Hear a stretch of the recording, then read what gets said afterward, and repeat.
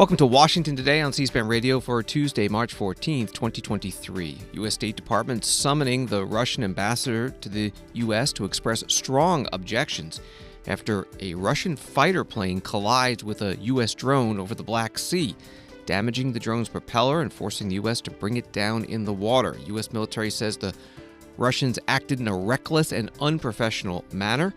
Coming up, we'll get reaction from the Pentagon, the State Department, and the White House. President Joe Biden visiting Monterey Park, California, where a mass shooting 2 months ago killed 11 people, wounded 9 more. He's signing an executive order designed to increase background checks before gun purchases and promote more secure storage of firearms. First lawsuits filed in the collapse of Silicon Valley Bank in California from the investors who stand not to be made whole for their losses. We'll hear from congressional leaders about bank oversight and bankruptcies of SVB and Signature Bank in New York, and talk with a Washington Post reporter about some claims from some congressional Republicans that so-called woke investment policies led to the banks going out of business. And remembering the late Congresswoman Patricia Schroeder, Democrat from Colorado, strong advocate for women's issues. She's passed away at the age of 82. This from CNN. A Russian fighter jet forced down a U.S. Air Force drone over the Black Sea on Tuesday after damaging the propeller of the American MQ-9 Reaper drone, according to a U.S. official familiar with the incident. The Reaper drone and 2 Su-27 flanker jets were operating over international waters over the Black Sea when one of the Russian jets intentionally flew in front of and dumped fuel in front of the unmanned drone, according to the official. One of the jets then damaged the propeller of the Reaper, which is mounted on the rear of the drone. The damaged propeller forced the U.S. to bring down the Reaper in the international waters in the Black Sea. U.S. Air Force issued a statement accusing the Russian aircraft of acting in a reckless, environmentally unsound, and unprofessional manner. That early reporting from CNN. Get some Biden administration reactions, starting with the Pentagon press secretary, Pat Schroeder. I would like to highlight U.S. European Command's statement released earlier today confirming that 2 Russian Su-27 aircraft conducted unsafe and unprofessional intercept with a U.S. Air Force intelligence, surveillance, and reconnaissance unmanned MQ-9 aircraft that was operating within international airspace over the Black Sea today. To recap, at approximately 7:03 a.m. Central European Time, one of the Russian Su-27 aircraft struck the propeller of the MQ-9, causing U.S. forces to have to bring the MQ-9 down in international waters. Several times before the collision, the Su-27s dumped fuel on and flew in front of the MQ-9 in a reckless and unprofessional manner. This incident demonstrates a lack of competence in addition to being unsafe and unprofessional. U.S. Air Forces in Europe, Air Forces Africa routinely fly aircraft throughout Europe, over sovereign territory, and throughout international airspace in coordination with applicable host nation and international laws. In order to bolster collective European defense and security, these missions support allied, partner, and U.S. national objectives. As the U.S. Air Forces in Europe, Air Forces Africa commander emphasized in European Command statement, quote, U.S. and allied aircraft will continue to operate in international airspace, and we call on the Russians to conduct themselves professionally and safely. The Pentagon press secretary, Pat Schroeder, who's also an Air Force brigadier general, with reporters in the Pentagon briefing room. RT.com, the Russian government-funded news site, has this. The Kremlin and the Russian Defense Ministry have yet to comment on the alleged incident. The U.S. has admitted to providing Ukraine with intelligence, surveillance, and reconnaissance information in the conflict against Russia, while insisting it is not a party to the hostilities. U.S. and NATO spy aircraft routinely fly over the Black Sea and approach Crimea, sometimes just before Ukrainian forces launch attacks on the Russian peninsula. And the Pentagon routinely uses the phrase unsafe and unprofessional to describe incidents when when interceptors chase off U.S. drones, spy planes, or fighter jets that come too close to the Russian border. That's how some of the article at RT puts this. More from the Pentagon press secretary, Pat Schroeder, some reporters' questions to him.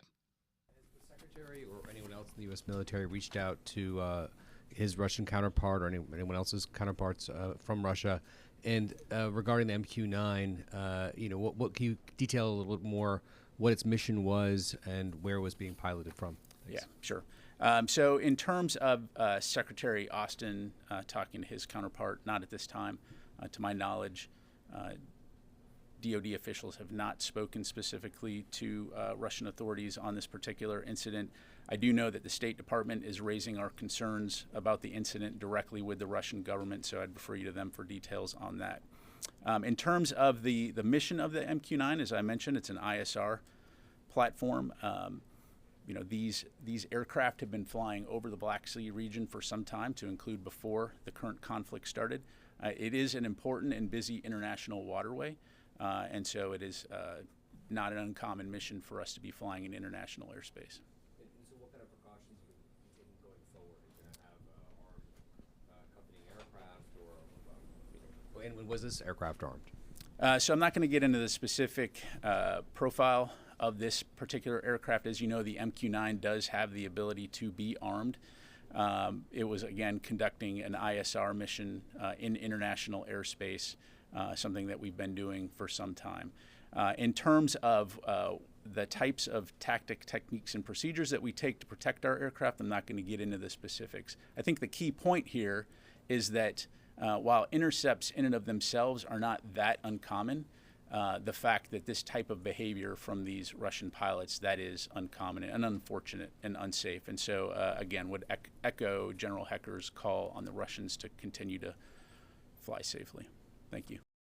Pat Schroeder, the Pentagon Press Secretary, Air Force Brigadier General, with reporters in the Pentagon briefing room. Associated Press has U.S. Air Force General James B. Hecker's comments, commander of U.S. Air Forces Europe and Air Forces Africa. He said the MQ-9 aircraft was conducting routine operations in international airspace when it was intercepted and hit by a Russian aircraft, resulting in a crash and complete loss of the MQ-9. He added that, in fact, this unsafe and unprofessional act by the Russians nearly caused both aircraft to crash.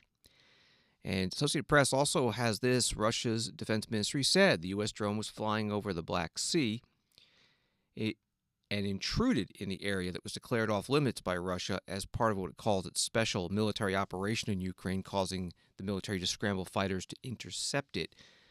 As a result of sharp maneuver, the MQ-9 drone went into uncontrollable flight with a loss of altitude and crashed into water. The Russian fighters didn't use their weapons or impact the unmanned aerial vehicle, and they safely returned to their base. That quoting from the Russian Defense Ministry. At the White House, the National Security Council Strategic Communications Director John Kirby asked about all this. We'll go next to Patsy with VOA. Thank you. Can you hear me? Yeah. Great. Thanks, John.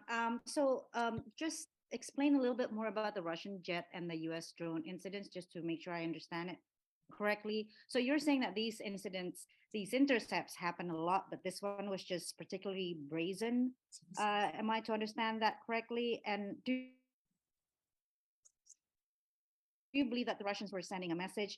And do you foresee these kinds of incidents to happen more frequently? And then I have a follow-up on the Saudi-Iran deal too. Again, the Pentagon's a better place to go for more detail on this. It is my understanding, I did not say that they happen a lot. I think what I said was it's not uncommon for Russian intercepts of non-Russian aircraft over the Black Sea. I want to stress that this MQ-9 was operating in international airspace over international waters and posed a threat to nobody. It was an unsafe and unprofessional intercept. It is not the first time, certainly in recent weeks, that there's been intercepts. It is the first time that an intercept resulted in the splashing of one of our drones. We don't have exact details right now of the intention of the Russian pilot. We do know that this pilot struck with his aircraft the propeller of the MQ-9, which is what resulted in it going down. As for message sending, again, that's a great question for the Russian Ministry of Defense.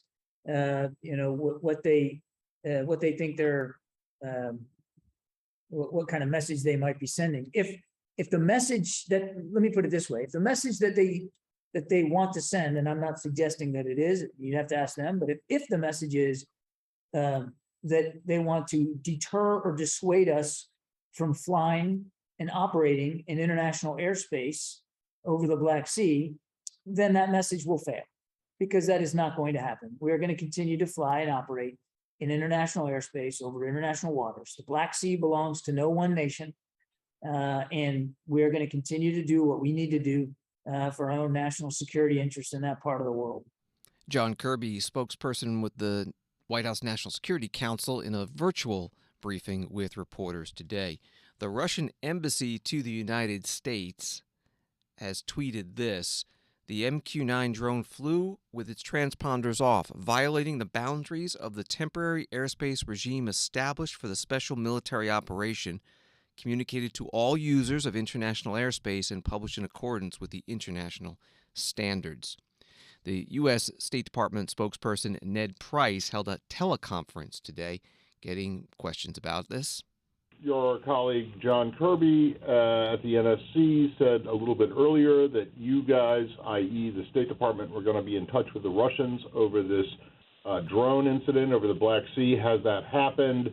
What, if it has, where did, who spoke to who? Was the secretary involved at all? I think he's just landed or about to land in Ethiopia. And then, secondly, on the GEC report, why today? Was there any specific reason for releasing this report today? Thanks. Thanks very much, Matt. I'll take your questions in the order you offered them. First, this wasn't exactly your first question, but let me start by saying that we have engaged at high levels with our allies and partners in the first instance to brief them on this incident and to let them know what we know just about as soon as we were learning of the details. To your more proximate question, we are engaging directly with the Russians, again, at senior levels, to convey our strong objections to this unsafe, unprofessional intercept, which caused the downing of the unmanned U.S. aircraft. As to the particulars, we are summoning the Russian ambassador to the department, where we will convey this message. In Moscow, meanwhile, Ambassador Tracy has conveyed a strong message to the Russian Ministry of Foreign Affairs. On your second question regarding the GEC report, as you know, Matt, disinformation routinely springs from the Kremlin and its information organs. We are releasing this bulletin now to set the record straight, including because we expect the Russians to release another so-called report full of lies and disinformation in the coming days. The bulletin we've just described describes the types of disinformation on biological weapons deployed by the Kremlin in a failed attempt to justify its full-scale invasion of Ukraine. The Russians have pushed this false narrative for decades in an effort to create mistrust in the peaceful global efforts in public health institutions that counter these very biological threats. So as we are preparing for the Russians to repeat these lies, we wanted to be sure to repeat the truth. State Department spokesperson Ned Price on a teleconference referring to the GEC special report issued today. That's the State Department's Global Engagement Center. It's titled Russia's Pillars of Disinformation and Propaganda. Marine Corps Commandant General David Berger says that this type of military incident, whether it's by Russia or China, is something that he worries about a lot, and the potential of spiraling out of control. A Russian fighter jet collided with a U.S. Reaper drone over the Black Sea today. What is your response to that? This is probably my biggest worry, both there and in the Pacific, is an aggressive Russia or China pilot or vessel captain or something gets too close, doesn't realize where they are, causes a collision, and it's 2 a.m, and we're trying to unpack this as fast as we can. I really worry about that. In other words, either intentionally or unintentionally, things bumping into each other causing a collision, and then two great nations, powerful nations, trying to sort it out at 2 in the morning. Even more challenging because right now, on our side, on the, let's say the PRC, normally we would have communications with the PLAN, their military. It doesn't exist right now. They won't communicate with us. So the normal sort of many channels that you have to kind of quickly diffuse something, they're gone. They're not gone, but they're suspended right now. So I worry that something will happen at 2 in the morning and we can't talk to our counterpart to say, what the heck was that about? So I worry, I do. Marine Corps Commandant General David Berger at the National Press Club today. U.S. fighter jets last month intercepted Russian warplanes near Alaska's airspace twice over 2 days. U.S. officials, though, saying that type of activity not viewed as a threat or provocative. A few other headlines from the war in Ukraine. Ukraine's military continuing to defend the eastern city of Bakhmut, seen by both sides a strategic point to hold.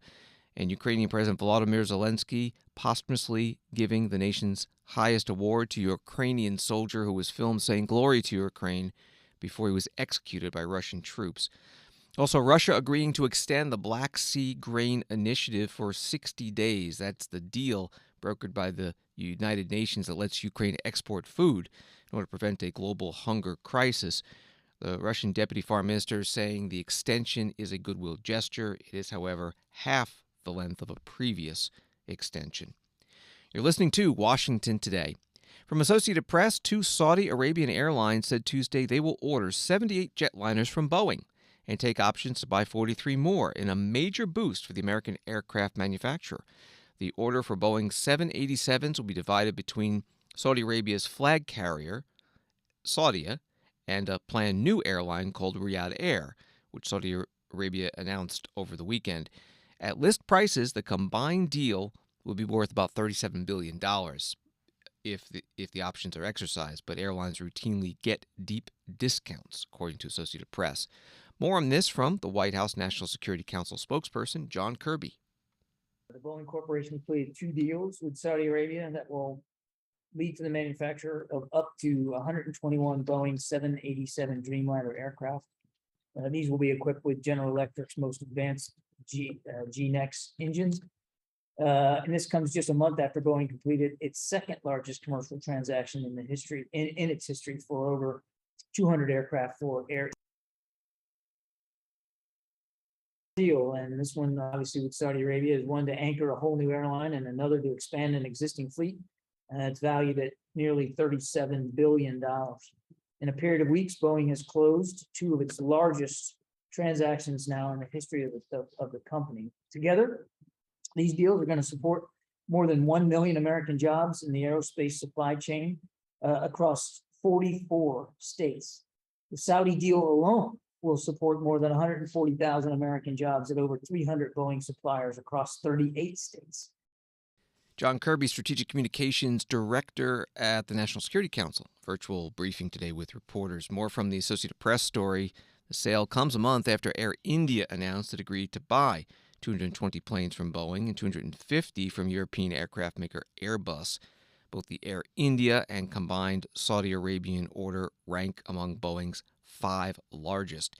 And Riyadh Air, backed by the Saudi Sovereign Wealth Fund, is part of a plan to make the kingdom a global aviation hub and attract 100 million annual visitors by 2030. That from AP. Now to Monterey Park, California. President Joe Biden there. It's a place near Los Angeles, and he's there to sign an executive order designed to increase the number of background checks to buy firearms and also promote better and more secure storage of firearms. In a bit of talking points that he tweeted, the president notes that this would move as close as possible within existing law to universal background checks. A gunman in Monterey Park in January shot 20 people, killing 11 of them in a dance hall following a Lunar New Year celebration. President Biden speaking at the Boys and Girls Club of West San Gabriel Valley. We remember and mourn today, but I'm here with you today to act. Last year, after the mass shooting in Buffalo, New York, and Uvalde, Texas, I signed into law after being both places, a bipartisan Safer Communities Act, most significant gun safety law in almost 30 years. That was in addition to me signing more executive actions to reduce gun violence than any of my predecessors at this point in their presidencies. Today, I'm announcing another executive order that will accelerate and intensify this work to save more lives more quickly. First, this executive order helps keep firearms out of dangerous hands, as I continue to call on Congress to require background checks for all firearm sales. And in the meantime, my executive order directs my Attorney General to take every lawful action possible to move us as close as we can to universal background checks without new legislation. It's just common sense to check whether someone is a felon, a domestic abuser, before they buy a gun. The executive order also expands public awareness campaigns about the red flag orders, laws, which my son, before he died, Attorney General in Delaware, was a great proponent of and instituted. So more parents, teachers, police officers, health providers, and counselors know how to flag for a court that someone is exhibiting violent tendencies, threatening classmates, or experiencing suicidal thoughts that make them a danger to themselves and others, and temporarily remove that person's access to firearms. And it promotes, this executive order, safe storage for firearms, something every responsible gun owner agrees with. Second thing it does, the executive order ramps up our efforts to hold the gun industry accountable. It's the only outfit you can't sue these days. President Biden in Monterey Park, California today, a month and a half after that mass shooting. More on this executive order. Washington Post reports that it asks its cabinet to develop a proposal for how the federal government can better assist communities after a mass shooting, aiming to mobilize federal resources for human-caused disasters in ways that it does for natural disasters. And the president is urging the Federal Trade Commission to issue a public report that would analyze how gun manufacturers market firearms to minors. Congresswoman Mary Miller, Republican from Illinois, tweeting ahead of the president's trip, Joe Biden is signing more gun control executive orders today to attack our Second Amendment rights. We have a crime crisis because the leftist DAs catch and release and refuse to prosecute criminals. The left wants to defund the police and disarm law-abiding citizens. We must defend the Second Amendment. Washington Today continues in a moment. Live Wednesday on C-SPAN Radio at 10:15 a.m. Eastern, the Senate Budget Committee hears from White House Budget Director Shalonda Young on President Biden's $6.9 trillion federal budget proposal for fiscal year 2024. Senators will ask about the president's request for spending on military and domestic programs and tax policies. The Senate Budget Committee hearing with testimony from White House Budget Director Shalonda Young. That's live Wednesday at 10:15 a.m. Eastern on C-SPAN Radio.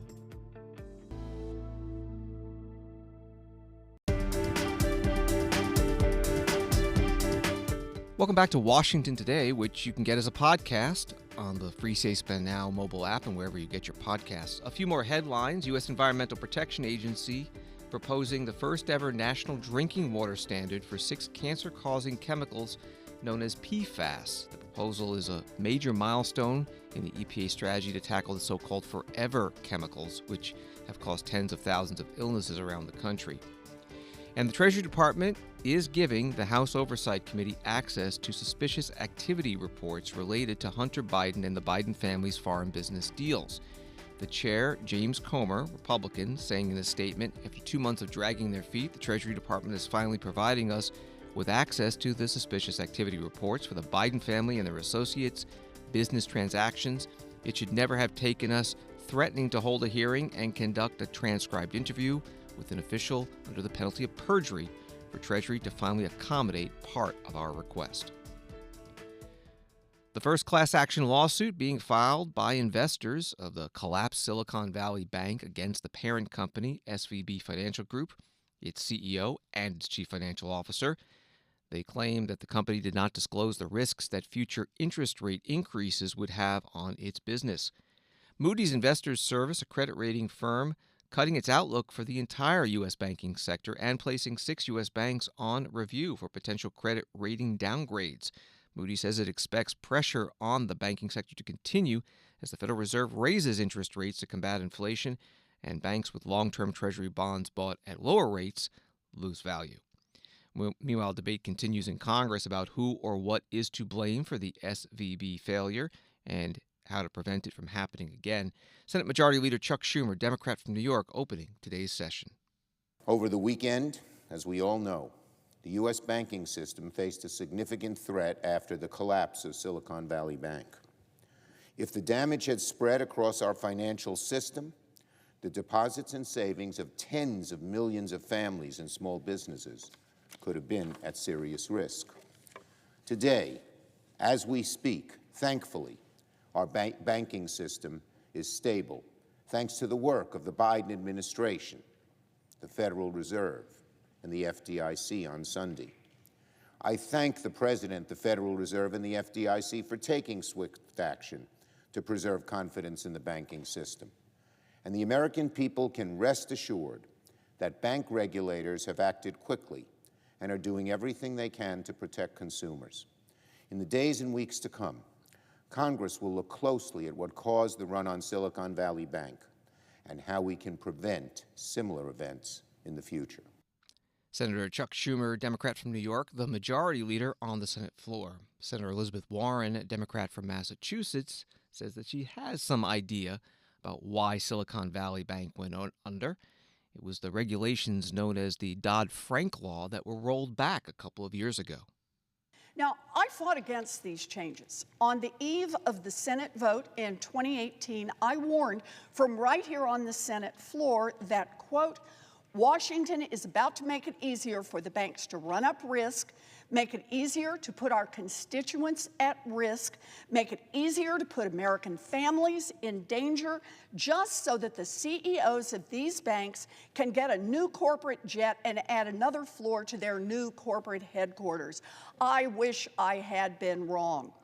But last week, the FDIC was forced to rush in to take over 2 failing banks, Silicon Valley Bank and Signature Bank, and then take extraordinary actions to protect those banks' customers and prevent the contagion from spreading throughout the economy.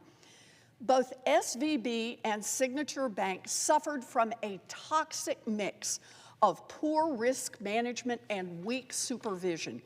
If Congress and the Federal Reserve had not rolled back key provisions of Dodd-Frank, these banks would have been subject to stronger liquidity and capital requirements to help withstand financial shocks. They would have been required to conduct regular stress tests to expose their vulnerabilities and shore up their businesses. They would have had more aggressive regulators standing at their shoulder, looking more closely at every part of the bank's business. Senator Elizabeth Warren, Democrat from Massachusetts, today on the Senate floor. Washington Post reports the Justice Department has opened an investigation into the collapse of Silicon Valley Bank and the actions of its senior executives, according to a person familiar with the matter who spoke on the condition of anonymity to describe the early-stage inquiry. Senator James Lankford, Republican from Oklahoma, saying on the Senate floor today that the claim that no taxpayer money will be used as a bailout is a little misleading. Over the past 5 days, we've watched the collapse of the Silicon Valley Bank and Signature Bank in New York, a big bank in San Francisco, a much smaller bank in New York. Both of them, we've now had the FDIC step in, and they're going to save every single person in the bank and to be able to make sure they're whole. Now, that's very different than typical. Most Americans know you're insured up to $250,000, but the Biden administration stepped in and said, oh no, everyone's going to be kept 100% whole. The comment that's come out of it has been, well, we're going to make sure no taxpayers have to be able to cover this, though. And then if you listen closely, the very next statement is, it's going to come from an assessment on the banks instead. Now, let me tell you what that means. One of the wealthiest banks in America, that is mostly millionaires that actually bank there. In fact, to show that, 90% of the depositors in Silicon Valley Bank, their deposits exceed $250,000. Okay, 90%. That's not normal for a bank. In that bank in San Francisco, all of their depositors are going to be bailed out. And the way that they're going to be bailed out is they're going to put a special, what they're calling an assessment on banks across the country.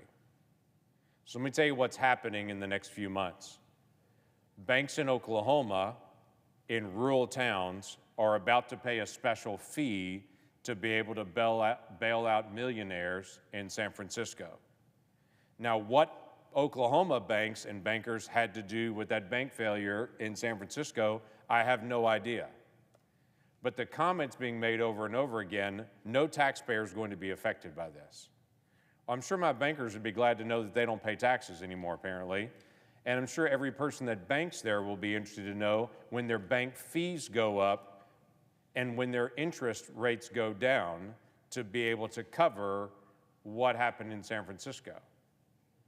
Now listen, I don't want to see a contagion of banks either, but let's be honest. What's really happening is a backdoor tax increase on every single American's, just not using the IRS to do it, it's using community banks to do it all over the country, to charge them a quick higher fee, which they know will mean a higher fee to the people that are members of their banks, and that's how it's going to get covered. Senator James Lankford, Republican from Oklahoma. With more on Congress's reaction to the collapse of Silicon Valley Bank, joining us on the phone is Julian Mark, a breaking news reporter with the Washington Post. Thank you for being here. Your article at WashingtonPost.com begins the recent implosion of Silicon Valley Bank escalated culture war arguments. What's the connection? Well, the connection is, at first blush, a little unclear. I think the ESG policies have been in the middle of culture war arguments for quite some time now. You know, the fact that Silicon Valley is a bank, that it probably, like many banks, engaged with ESG investing, I suppose made it an easy target to bring this up. So I think the fact that it's a bank is probably the connection. Well, explain, what is ESG? ESG is an increasingly common way of making investments. So E stands for environmental, S stands for social, and G stands for governance. And when an investor is trying to decide whether or not to invest in a company, they will use data that touch on each of those points to assess potential risks or to assess perhaps future value in a company. And it can be used in different ways. It can be used purely to make these risk assessments or these value-oriented judgments, or it could be used to say we want to help climate change further down the road. So it can the measurements, the data, can be used in many different ways. So which members of Congress are claiming that that was a factor in the bank failure? Well, most notably, House Oversight Committee Chairman James Comer spoke about it over the weekend, saying that Silicon Valley Bank's ESG-type policies made it one of the most woke banks, and perhaps led to its troubles. Is he or any other members planning any hearings looking deeper into this? I'm not entirely sure. I'm not sure if it's his committee, but I know that members of Congress have vowed to scrutinize ESG investing after before they retook the House. They vowed that if they did take the House, they would start to scrutinize ESG with asset managers. Did Silicon Valley Bank engage in ESG investing and operations? Well, as a matter of fact, it did. In August, the company, detailed its efforts its ESG efforts, including around $11 billion in a community benefits plan and $5 billion program to provide financial supports for clients with sustainability interests. And they also, detailed their diversity and inclusion standards. So they did have ESG policies. They did have DEI policies, but there's no evidence that that these things contributed to SVB's collapse. Well, President Biden has called for strengthening bank regulations. I'm assuming he's not looking at this as a reform. I'm not positive on that. I don't think that ESG reform is part of the stronger banking reforms that he's talking about. This seems to be, from my assessment, at least there's no evidence that ESG was related to Silicon Valley Bank's collapse.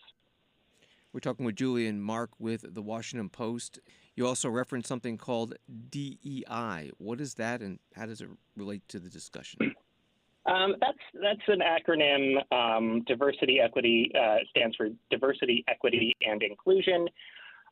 This is a pretty common practice at universities. It's a common practice within companies, and basically, the central idea is that the more diverse your employee base, the more your company can essentially do better, attract better talent, overlook problems, and essentially do better financially in the future. And it is a little bit part of ESG in that it's part of the social aspect. And I think that companies, even like Silicon Valley Bank, touted their diversity and inclusion programs as proof that, it was a good, solid company that should be invested in. But it, really it's, diversity and inclusion finds itself, amid the culture war discussion because it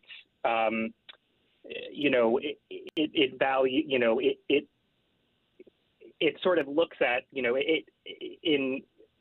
it may appear as though, leaders are doing diversity for diversity's sake. So it's found, it's sort of found itself, along with ESG, in the middle of culture war discussions. Julian Mark, breaking news reporter with The Washington Post. His stories at thewashingtonpost.com and on Twitter at BadJujuSF. Thank you very much. Thank you very much. On Wall Street today, the Dow up 336 points, NASDAQ up 239, S&P up 63. New inflation data from the Labor Department. Inflation rose in February 6% compared to a year before. That's down from 6.4% in January and the high of 9.1% of June of last year.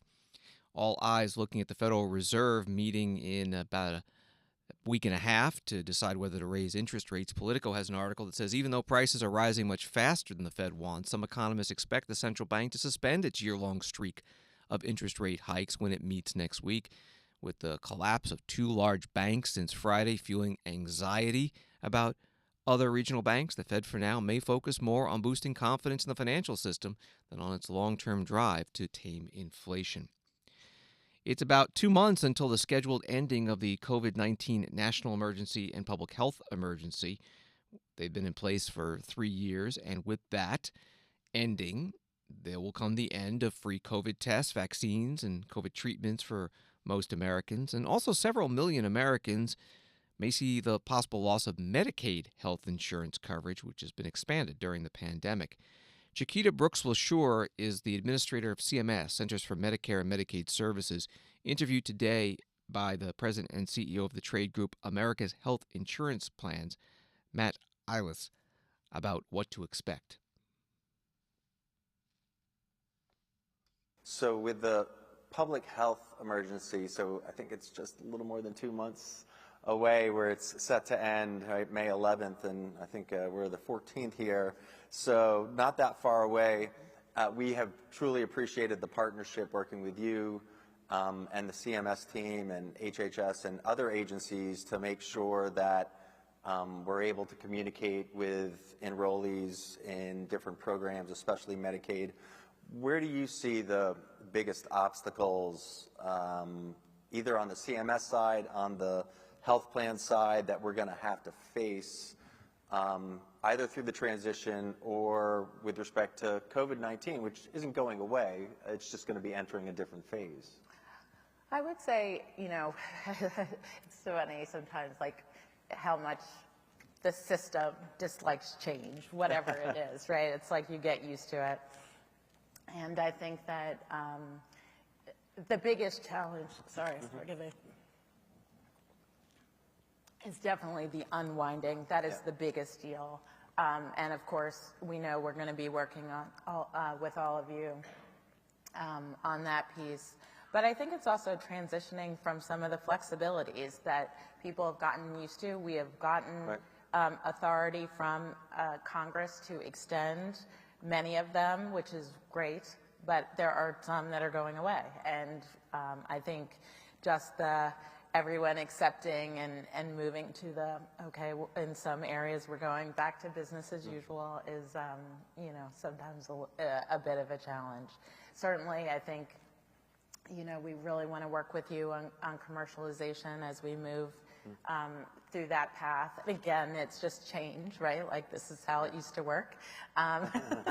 We're going back to business as usual. But, you know, these are, I think, the three buckets of that just the healthcare system is going to have to get used to. And at the same time, we still have to deal with some of the ongoing pandemic issues, like our workforce being burnt out and really making sure that we're supporting the workforce so that people want to stay in delivering care and that people get coverage. Chiquita Brooks-LaSure is administrator of CMS, Centers for Medicare and Medicaid Services, today at a conference hosted by AHIP, America's Health Insurance Plans, held in Washington, D.C. KKTV in Denver reports that Colorado is mourning the loss of former Congresswoman Pat Schroeder, Democrat from Colorado, who died Monday night in Florida at the age of 82. In 1972, Pat Schroeder became the first woman elected to Congress from the Centennial State and would go on to serve 12 terms. During her years in office, she was considered a pioneer for women's and families' rights, famously telling one congressman who asked how she could be a mother to two small children and a House representative simultaneously, said, "I have a brain and a uterus, and I use both." Patricia Schroeder was interviewed by the U.S. House historian in an oral history project in 2015. I was so frustrated when I ran. I was so angry about the Vietnam War. I was so angry about all the different things that were happening, you know. And I ran because I thought, well, somebody's got to stand up and say something about this. My frustration now is what I hear people saying, we're frustrated with everything, we're not going to bother. Well, if you don't bother, it's only going to get worse. You've really got to bother. I mean, you know, freedom is also a responsibility. It's a responsibility of every citizen to realize they've got to participate. And if you don't participate and you don't want to be part of the game, then you really don't have any right to complain. You really have no right to complain. If you vote and if you get out there and you work for candidates that you believe in, you can change it. You can overrule so many things. The things they haven't taken away from us yet is the vote. They're thinking about it. I'm sure right now somebody's thinking about how do we get the vote away from them too so we can run the whole thing.